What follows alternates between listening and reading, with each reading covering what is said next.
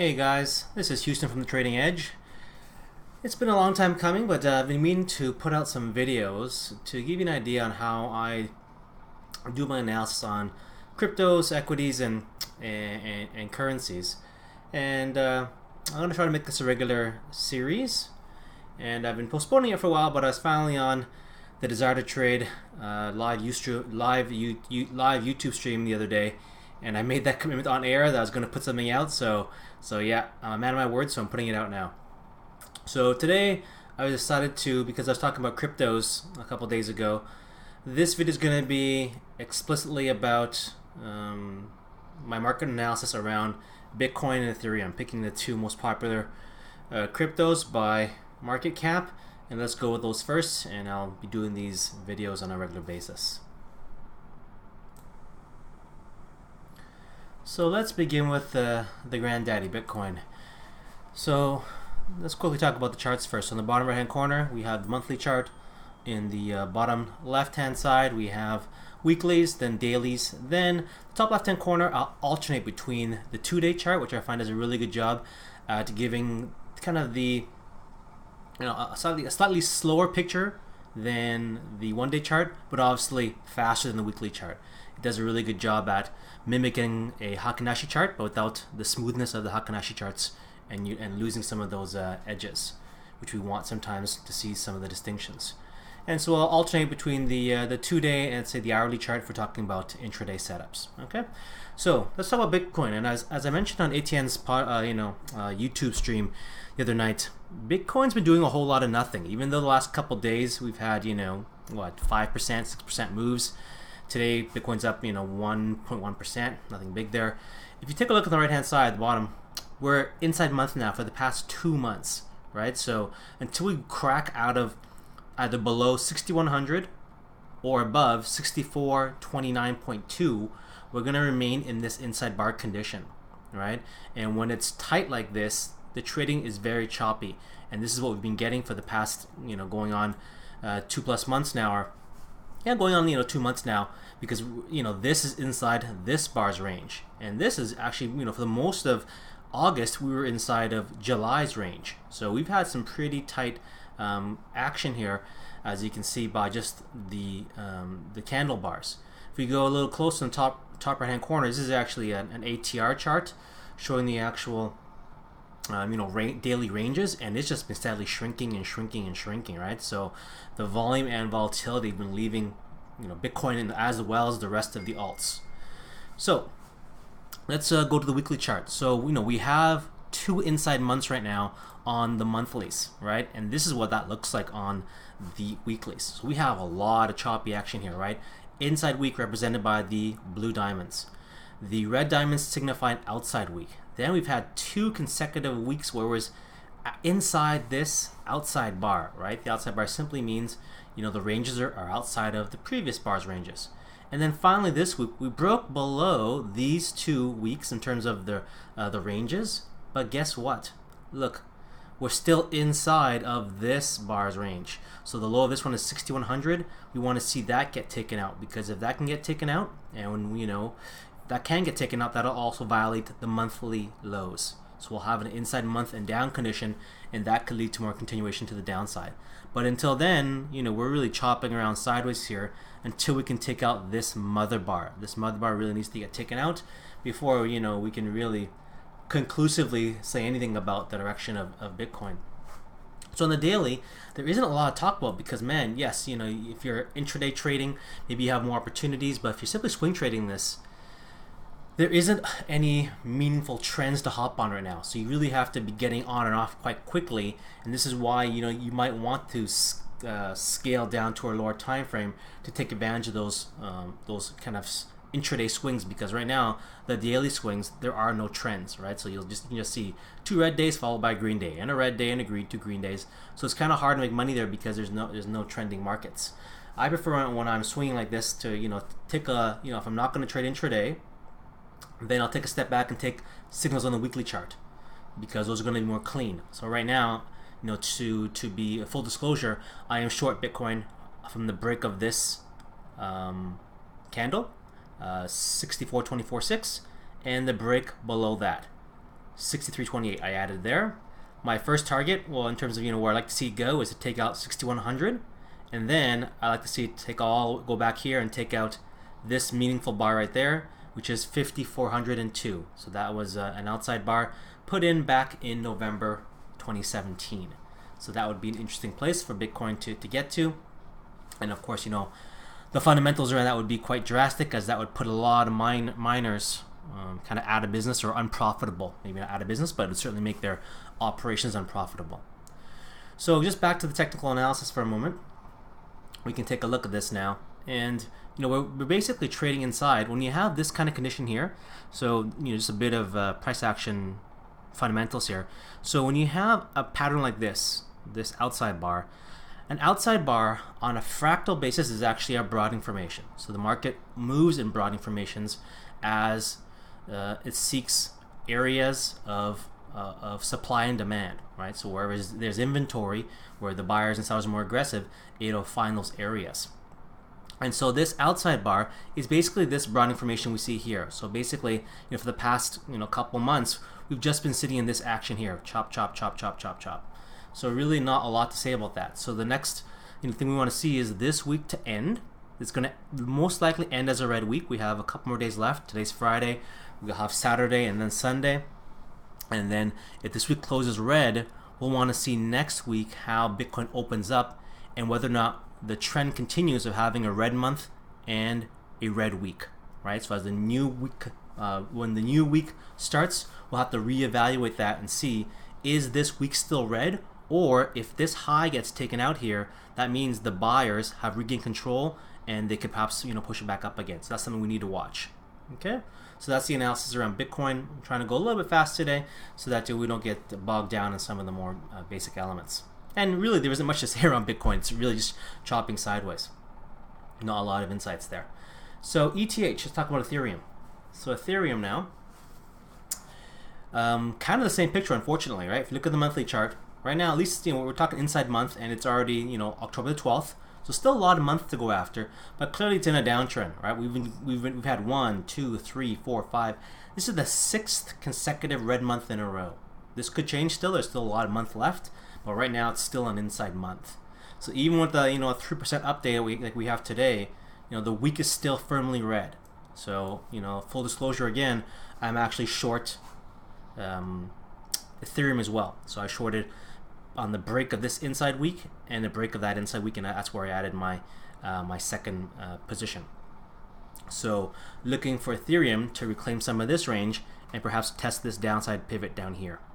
Okay, so really when I look for, I'm taking more active trades on the daily time frame, then I want to be trading in the direction of the wider time frames. So I talked I've talked about this before on other videos, but using time frame alignment can really help you better time your entries. So my case here, I'm not micromanaging these positions because we have an inside week, inside month condition. So I'm electing not to take a bunch of signals on the daily time frame because there's a lot of chop there. But I'll give you an example how you could use a daily signal and use time frame alignment to help you out, right? So let's zoom in on the daily time frame chart here. Okay, so one of my signals is to, or one of my setups, or favorite setups, is to take the trade on an inside bar break. So when an inside bar breaks, I'm going to take the trade on that particular inside bar. Now, there's obviously a lot of inside bars. So how do you decide which inside bars to take? You can't take all of them. So what I like to do is I like to only take the inside bars that are in full time frame alignment. That means those inside bars, they have to be working along in the same time frame as the monthly and weekly if I'm trading the daily time frame. So on this daily chart, as an example, I'm just gonna turn off this moving average because it's kind of squishing things a bit. So let me just turn off really quickly the 200-day moving average, as that's kind of squishing our charts. There we go. That'll make things a bit bigger and clearer. You'll see here that the blue line represents the month, the weekly open. So wherever that blue line is, that's where price opened for the week. Okay, and the orange line, this yellow line here, or orangish line here, that's where price opened up for the month.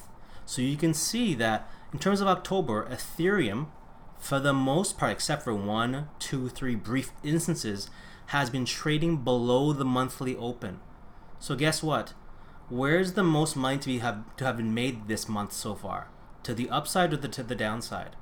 Right? Clearly, it's been to the downside. Up until recently, you could have made an argument, well, yeah, it's barely going anywhere. But even then, most of the action was below the open and to the downside.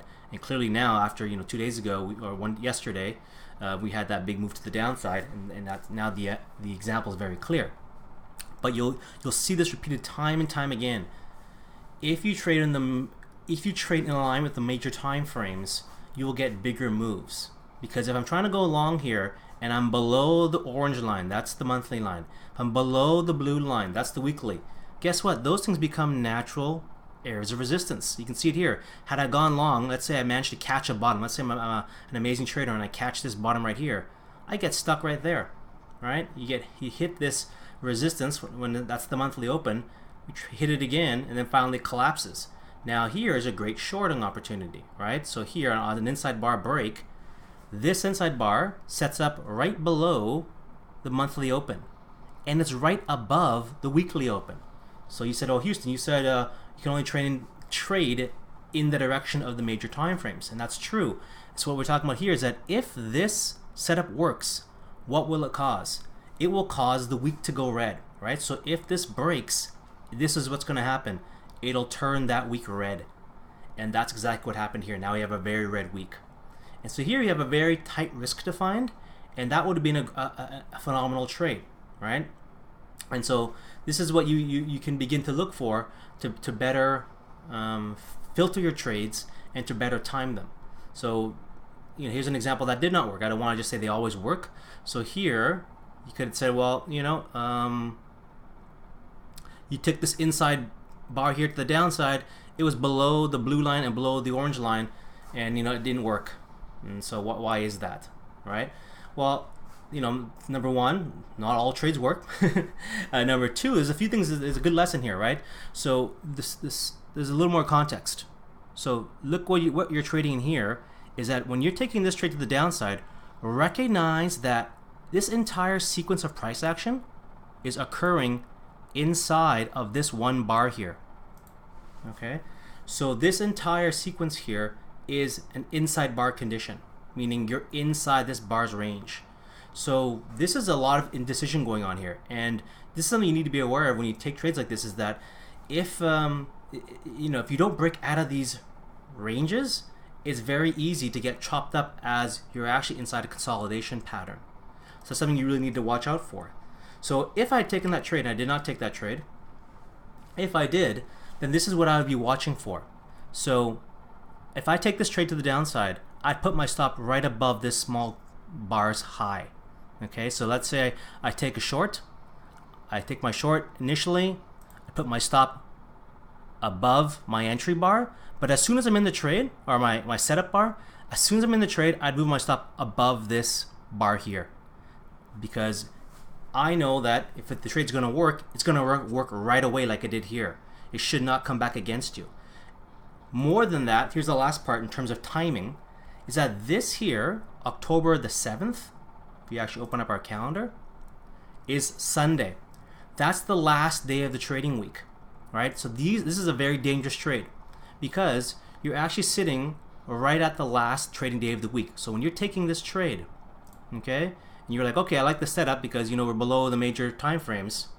The week ends in 1 week. 1 day. So as soon as Monday hits, it's a brand new week. Brand new participants are coming in and making decisions, and this noise happens and takes you out of the trade. So right away, when if you're taking a trade right at the end of the week, you need to be careful of those trades, right? Because as you know, if you trade equities, the start of the week can bring in volatility, and that can easily change the context around your trigger or your setup. All right, so let's pull back once again. Let's go out of the out of that daily chart, and let's just look at the 2-day chart one last time. Okay, and here's why I like the 2-day chart. So we'll zoom into this one. So I'm going to turn off some of these moving averages. I think it's okay. So we're going to zoom in down here, we're looking at down here. So this is the same sequence here, okay? So this is the same sequence. You have the inside, this is the 6th of October.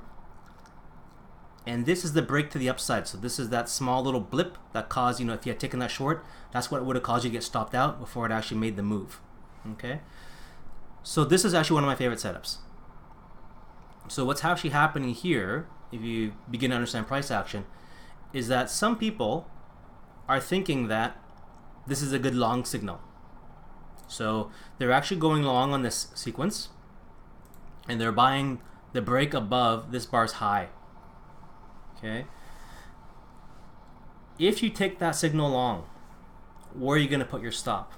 All right. So I give you an example. Like when I take these setups, I'll put my stop below this bar here and below the actual trigger bar. What actually happened? Well, we saw that, you know, this popped up during the new week. Right? We had a new week. Price briefly popped up above that weekly open. Still below the monthly open though. As soon as price breaks below this low, anyone who's in this trade long is now trapped. Right? If they had put their stop here, right? They had got long here, they're now underwater, and they're just hoping that price does not come back through here, here, here, and here, and here. Right? And that's exactly what happened. So this is why it's one of my favorite reversal setups. So instead of taking this thing long, we see that, hey, if price can break below this bar's low, not only is it full time frame alignment, but we effectively know we're trapping these traders who got long here. Because anyone who's taking trades, if you're a good trader, you're going to put your stop somewhere. Right? Well, if you're a decent trader, not say a good trader, but if you know the fundamentals of trading, you're probably going to have a stop in place, and you're going to put it somewhere. And where are you going to put it? You're going to put it either below the trigger bar, as I said before, below the entry bar, or if you have a really wide stop, you're going to find one of these candles and find, you know, maybe what you believe to be an area of resistance or support, excuse me, that you think is worthwhile, right? And so what happens? All those guys and their stops get run after, right? So as soon as this broke, it took all these guys out. Anyone who put their stops below, anywhere below here, they're all stopped out now. And so now the only guys who haven't been stopped out are the guys right there. Okay, so these guys right here is what I'm going for. So I'm short right now, and I'm looking for these guys to get stopped out, because that's just a very obvious pivot, and also happens to be an outside bar. Okay, so this outside bar, as we talked about just a few moments ago, is actually a broadening formation. So you can't really see, well, that's not true, you can see it. It's easier to see it when I draw the lines in. Okay, so it's a very tight formation. It's a very, very tight one. So on a 2-day chart, it looks like tight like that. On a 1-day chart, it looks like that. It's quite tight. So, and then, you know, we can zoom in, let's say an hour chart, and that's really small, but you get the idea. It's actually going it's banging off the tops, and then you're looking for that extension to the downside to take out these guys here. Okay. So that's a brief analysis of the those two pairs, BTC and Ethereum. I hope that was useful to you, and expect more of these videos in the future. Happy trading!